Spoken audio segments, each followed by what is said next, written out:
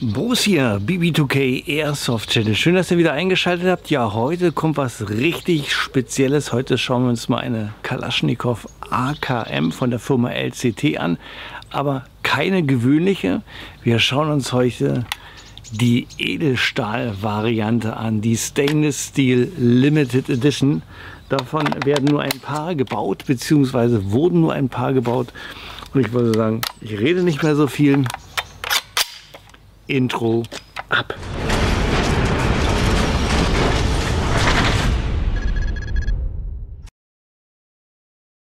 Intro ist durch, da bin ich wieder. Ja, und ich freue mich tierisch, dass ich euch heute dieses Review hier präsentieren kann. Das hier ist wirklich keine gewöhnliche AKM von LCT. Das ist hier wirklich was richtig Spezielles. Heute, wie schon im Intro angesagt, schauen wir uns die Edelstahl-Variante von der AKM an. Stainless Steel Limited Edition. Sie haben ein Batch davon produziert, wird es danach nicht mehr geben. Wie viele produziert worden sind, kann ich euch nicht sagen. Jedenfalls war der Herstellungsprozess was ganz Besonderes. Da gehen wir aber später drauf ein. Wir sind hier noch ganz am Anfang. Ja, und wer mein Auspackvideo zu dieser AKM noch nicht gesehen hat, klickt mal da oben auf. Da erzähle ich euch noch ein bisschen mehr. Nur so kurz, das hier ist nochmal eine super spezielle Variante. Denn das ist die Stainless Steel von der IWA 2023. LCT hat es nach Nürnberg geschickt. Von Nürnberg ging es zurück zu LCT. Von LCT ging das dann zu Airsoft2Go und von Airsoft2Go dann zu mir. Ein Wahnsinnsweg. Ich habe hier was richtig Spezielles. Zeige ich euch dann, wenn es in Richtung Markings geht. Dann wisst ihr auch warum. Ja, Kostenpunkt. Schwierige Sache. In Deutschland ist die Stainless Steel noch nicht zu haben. Airsoft2Go ist da dran, das zu bekommen. Ich habe mal in Europa geschaut, wo das Ganze hier so preislich liegt. Da sind wir so bei 750 € im Vergleich zur Standard AKM. Die liegt ja so bei 530. Aufpreis, klarer Fall. Aber für die verwendeten Materialien muss ich ehrlich sagen, jeder Cent ist es wert. Intern nichts Besonderes. Das Besondere ist ja wirklich nur das Äußerliche. Zum Spielen würde ich auch sagen, nicht geeignet, viel zu schade. Das Ding ist collectible. Das ist ein Sammlerstück, das ist absolut mega. Ja, wenn es nach Deutschland kommt, ob es dann auch so um die 750 € kostet, kann ich euch auch nicht sagen. Vielleicht müsst ihr da noch ein paar Euro mehr drauflegen. Aber wie gesagt, das ist was richtig Spezielles und wird wahrscheinlich auch nicht jeden ansprechen. Sobald ich irgendwelche Informationen habe, irgendwelche Links oder so, packe ich euch die in die Videobeschreibung. So, jetzt aber genug gequatscht. Schauen wir uns mal den Lieferumfang an. Was bekommt man denn für sein Geld? Zunächst erstmal ja, den traditionellen Schlüsselanhänger von LCT, dann ein Katalog von LCT und ihr seht schon, die AKM kommt hier in diesen schlichten LCT-Karton. Dabei ist ein 120 Mid-Cap Magazin, auch schön in Edelstahl, wunderbar. Und dann natürlich The Beauty. Haha, da ist sie, schön schwer, ca. 3,5 Kilo Edelstahl, Echtholz, handpoliert, ein absolutes Wahnsinnsteil. Wir gehen da gleich noch näher drauf ein. Es ist einfach unglaublich. Richtig geiles Teil. Machen wir mal den Bodycheck. Verarbeitungsqualität, Materialien und Passgenauigkeit. Ich fahre mit der AKM mal ganz langsam durchs Bild, damit ihr euch das mal in Ruhe anschauen könnt. Ja, das ist hier die allererste aus Edelstahl gefertigte Airsoft ever. Alle anderen Bling-Bling AKs, ob Silber, Chrom, vergoldet, sind wirklich, wie ich schon sage, vergoldet oder verchromt. Aber hier bei LCT hat man sich dazu entschlossen, mal zu zeigen, was man so technisch drauf hat. Und hat hier diese AKM richtiges 304er Edelstahl verpasst. Das hat natürlich bei der Herstellung ein paar Anpassungen bedeutet, denn Edelstahl ist ungefähr 3- bis 4-mal härter als normales Stahl. Das heißt, beim Prägevorgang musste immer darauf geachtet werden, ob die Form noch intakt war. Wenn sie kaputt war, musste man das aus der Maschine nehmen, reparieren oder tauschen. Dann war es auch dadurch nicht möglich, dass die Prägeteile gleich passgenau waren, weil es wie gesagt stärker war als Stahl. Also musste per Hand auch nochmal nachkorrigiert werden, bis die Teile wirklich 1:1 aneinander passten. Ja, und ihr seht ja, Edelstahl ist ja nicht von Grund auf so schön glänzend. Das wurde hier dann alles auch nochmal per Hand nachpoliert. Das konnte auch keine Maschine machen. Und man hat 4 bis 5 verschiedene Sandpapiersorten benutzt, um das hier so spiegelblank zu bekommen. Allein durch den Prägevorgang gab es hier auch Kratzer. Das musste alles auspoliert werden. Und das ist natürlich ein zeitaufwendiger Aufwand, zumal beim Polieren auch das Material heiß wurde. Es musste dann auch nochmal abgekühlt werden und konnte wieder weiter poliert werden. Also unglaublich. Und auch das Holz, schaut euch mal das Holz an. Richtig schönes Furnierholz, aneinander geleimt mit Messingnägeln, vernagelt, genau wie beim Original. Dann in ein Beizbad bearbeitet, wieder geschliffen und dann nachträglich poliert. Und natürlich dann alles per Hand dann montiert und getestet. Hat man hier wirklich was richtig Einmaliges in der Hand. Und wenn man sich erstmal überlegt, was ich euch hier gerade erzählt habe, was das für ein zusätzlicher Aufwand ist, ist der Mehrpreis eigentlich gar nicht so dramatisch. Ja, kommen wir jetzt erstmal allgemein zur Passgenauigkeit. Hier gibt es natürlich nichts zu meckern. Das sitzt hier alles richtig fest. Hier wackelt und knarzt nichts. Richtig schön sitzt das alles drauf. Und auch der Schaft, alles schön. Das Einzige, was hier ein bisschen klappert, ist das Magazin. Das ist aber normal, AK möglich, AK-typisch. Ich halte es auch noch mal rein. Absolut fantastisch. Also so muss ich ehrlich sagen, gebe ich einen Daumen hoch für die Verarbeitungsqualität und für die Passgenauigkeit hier von dieser Stainless Steel AKM. Schauen wir uns mal die Markings an. Eine Kalaschnikow hat ja nicht gerade viele Markings, aber ich gehe mal drauf ein. Da haben wir einmal hier den Feuerwehrselektor, einmal die russischen Symbole für Dauerfeuer und Einzelfeuer. Dann drehe ich das mal um und jetzt wird es spannend. Da haben wir zum einen einmal hier das Firmenlogo von Kalaschnikow hier eingestanzt und eine Seriennummer. Und jetzt hoffe ich, könnt ihr das sehen, habe ich hier was ganz Spezielles, und zwar ist das hier nochmal eine Gravierung, dass das hier das Modell von der IWA 2023 ist. Und das ist absolut cool, das ist ein richtig schönes Sammlerstück. Ja, natürlich hat die Airsoft hier auch noch ein F bekommen von der Firma Airsoft to Go und auch schön dezent. Ich hoffe, ihr könnt es sehen. Hier unterhalb am Abzug angebracht, also richtig schön, alles tippitoppi. Weiter geht's mit den technischen Daten. Wir haben hier die LCT AKM Stainless mit einer Gesamtlänge von 913 mm, in Lauflänge 435 mm, Gewicht satte 3450 Gramm. Haben wir das Kaliber 6 mm mit einer Magazinkapazität von 120 Schuss. System SAEG, haben wir hier eine angegebene Energie von 360 FPS. Das sind ungefähr 1,2 Joule. Das Ganze werde ich für euch jetzt im Chrono testen und danach geht es dann zum Schusstest nach draußen.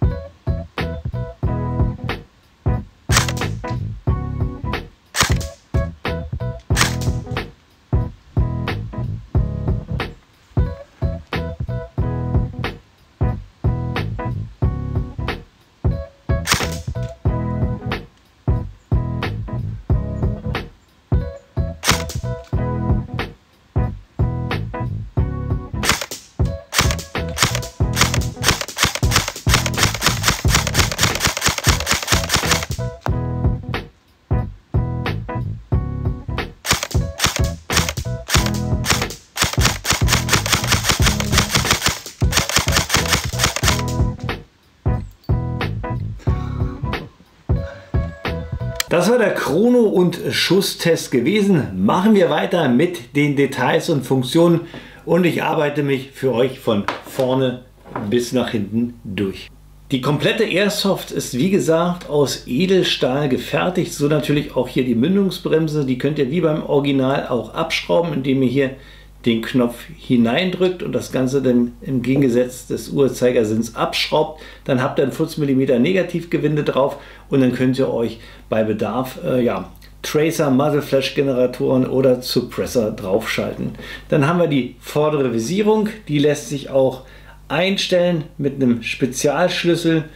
Dann haben wir unten den Reinigungsstab angebracht, den könnt ihr natürlich auch rausnehmen. Mache ich einfach mal. Auch dieser aus Edelstahl gefertigt, absolut fantastisch. Dann geht es hier weiter. Dann haben wir hier den Gasblock, Handschutz, wunderbare Maserung, richtig schön lackiert das Ganze. Wie ihr seht, haben wir immer noch ein paar Bedienelemente, die hier noch schwarz sind. Warum LCT die jetzt nicht aus Edelstahl gefertigt hat, beziehungsweise einfach nur verchromt hat, weiß ich nicht. Genauso wie die Visierung hier auch. Die Verstellung ebenfalls hier schwarz gehalten, rastet aber sauber ein, richtig schön fest. Haben wir hier auch die Markierungen wie beim Original. Dann haben wir den Gehäusedeckel und hier auch der Knopf, um den Gehäusedeckel aufzumachen, ist hier auch schwarz gehalten aus Stahl. Ich mache das mal auf. Dann haben wir jetzt hier, könnt ihr auch noch mal sehen, das Ganze hier poliert worden ist. Wie gesagt, per Hand. Wahnsinnssache. Haben wir hier jetzt die Möglichkeit, hier auch einen Akku einzulegen. Wie ihr sehen könnt, gibt es hier aber keine Anschlüsse. Der Anschluss selber ist hier im Schaft versteckt. Ihr könnt aber, wenn ihr wollt, das Ganze umbauen, aber ich sehe jetzt hier keinen Grund. Ja, dann haben wir hier auch die Hop-Up-Verstellung. Dazu muss ich mal den Verschluss nach hinten ziehen. Dann haben wir hier dieses traditionelle Schiebewerkzeug, wo ihr das Hop-Up verstärken oder halt schwächen könnt. Dann haben wir hier den Feuerwahl-Selektor. In dieser Position ist die Waffe gesichert. Ein Klick nach unten wäre jetzt normalerweise Dauerfeuer. Da wir hier in Deutschland sind, ist das hier Semi. Und wenn ich den Hebel ganz da unten mache, haben wir auch Semi, so wie es sein muss. Hier ist der Schaft, auch richtig schöne Maserung, absolut perfekt. Und hier auch die Schaftkappe wieder aus Edelstahl. Und hier sehen wir wieder alles in schwarz gehalten. Hier auch die Klappe hier fürs Putzmaterial. Auch hier die Bolzen sind hier auch alle schwarz. Abzug ist auch schwarz. Also es gibt ein paar Sachen, die könnte ich mir vorstellen, dass ich die nochmal nachverchromme. Mal schauen, ob ich das mache. Ja, hier nehmen wir das Magazin auch nochmal raus. So sieht das aus. Kapazität von 120 Schuss. Feedet absolut fantastisch. So, und jetzt schauen wir uns mal an, wo wir hier den Akku reinkriegen. Den Akku einzubauen ist ein bisschen kompliziert, denn ihr müsst hier von der Schaftkappe hier diese Schlitzschrauben lösen, die ganze Schaftkappe abmachen und dann kommt ihr erst an die Verkabelung ran. Die Schrauben sind jetzt gelöst. Ihr seht, ich habe jetzt noch den Finger auf der Schaftkappe, denn jetzt müsst ihr aufpassen, die Wartungsklappe ist hier gefedert, dass euch die Kappe nicht wegspringt. Vorsichtig lösen, ich halte mal hier so fest. So, dann haben wir hier die Kappe, ich zeige die noch mal rein. Handpoliert, hatte ich ja schon ein paar Mal gesagt, und sogar innen poliert, Wahnsinn. So, dann haben wir hier die Klappe, die ist nicht aus Edelstahl und auch nicht verchromt, werde ich vielleicht doch wirklich alles noch nachträglich mal machen. So, schauen wir uns mal das Innenleben an, beziehungsweise die Größe hier vom Akkufach, gigantisch. Hier könnt ihr wirklich alle gängigen Akkus reinpacken. Wir haben hier einen Tamiya-Stecker, kein T-Stecker, bei Bedarf könnt ihr euch das auch umlöten. Ja, ich nehme hier mal einen 11,1 Volt LiPo, hänge den mal hier ran, stecke das rein.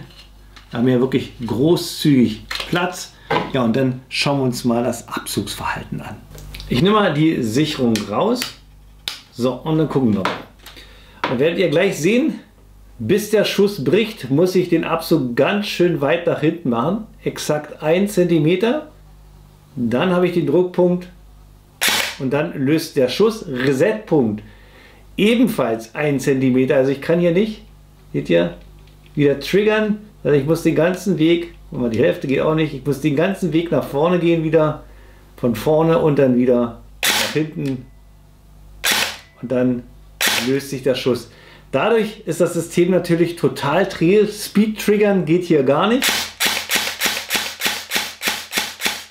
Und da sind wir auch schon angekommen bei meinen Pro und Kontras. Heute die LCT AKM in der Edelstahl-Variante. Und das bekommt von mir auf jeden Fall die Position 1 bei meinen Pros. Wir haben hier die allererste Airsoft, die aus Edelstahl gefertigt worden ist. Hier kein Verchrom, sondern richtiges Edelstahl. Und da kommen wir gleich zur Position 2, die Verarbeitungsqualität und die Passgenauigkeit. Das Edelstahl wurde hier von Hand poliert, bis es wirklich spiegelblank ist. Alle Teile sitzen richtig passgenau aneinander. Das Holz, die Maserung, die Glasierung, einfach absolut fantastisch und das verdient auf jeden Fall Position 2 bei meinen Pros. Dann nächster Punkt, wir haben hier ein schönes einstellbares Hop-Up, was auch wirklich funktioniert. Ich konnte die besten Ergebnisse mit 0,28 Gramm machen. Wir haben hinten ein riesiges Akkufach, wo ihr wirklich alles reinstopfen könnt, was ihr wollt. Heißt, ihr seid, wenn ihr mit diesen wunderschönen, mit dieser Schönheit spielen gehen solltet, ja, was mir eigentlich persönlich wehtut, habt ihr wirklich mit, mit einem richtig großen Akku, könnt ihr damit den ganzen Tag mit spielen. Nächster Pluspunkt ist, würde ich sagen, für mich persönlich gesehen das Preis-Leistungs-Verhältnis. Wenn sie jetzt bei uns auch 750 € kosten würde, würde ich sagen, der Mehrpreis ist es auf jeden Fall wert. Denn, wie gesagt, wir haben hier echtes Edelstahl. Das ist ja schon mal eine Aufwertung. Dann die Arbeit, die LCT damit hatte, um das Ganze hier herzustellen. Allein hier diese ganze Polierung und sowas alles, ist es vom Preis-Leistungs-Verhältnis absolut gerechtfertigt. Was die Internals angeht, dazu kann ich nicht so viel sagen. Ich bin nicht so ein Elektriker, ja. Sie funktioniert, sie schießt, es kommt was raus und das ist für mich eigentlich als Sammler absolut zufriedenstellend. Das wird wahrscheinlich der Airsoft-Spieler wieder anders sehen. Ja, nächster Pluspunkt ist die Präzision. War ich zufrieden, auf 30 Meter konnte ich das Ziel richtig gut treffen. Kommen wir zu meinen Neutralpunkten und da habe ich als ersten Neutralpunkt, dass wir hier nicht alles in Edelstahl haben, sondern auch ein paar Bedienelemente und Bolzen hier, wie Abzug und sowas.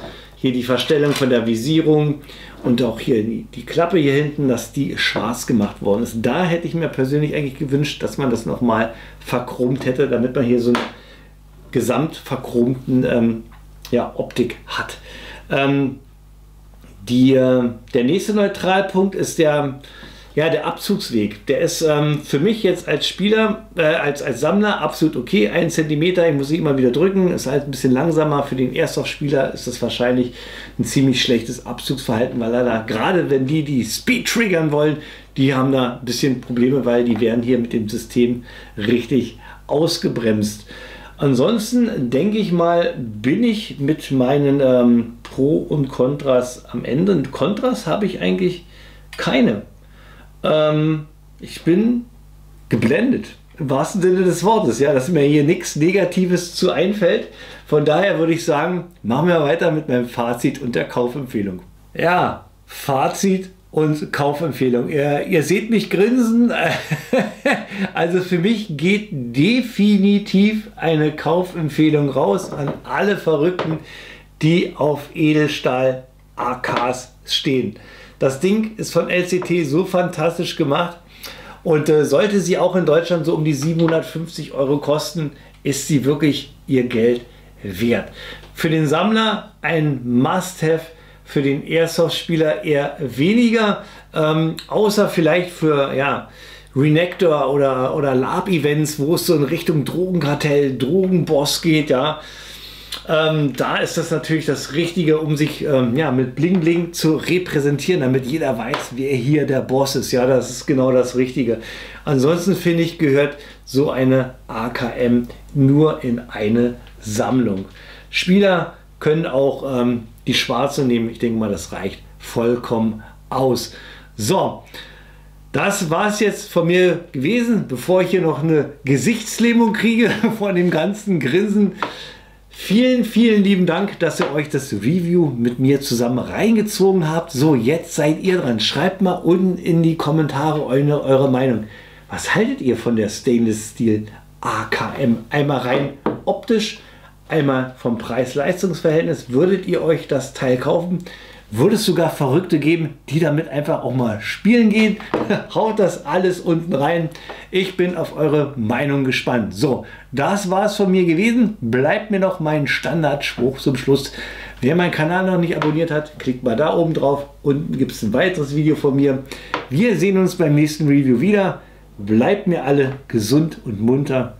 Euer Bruce.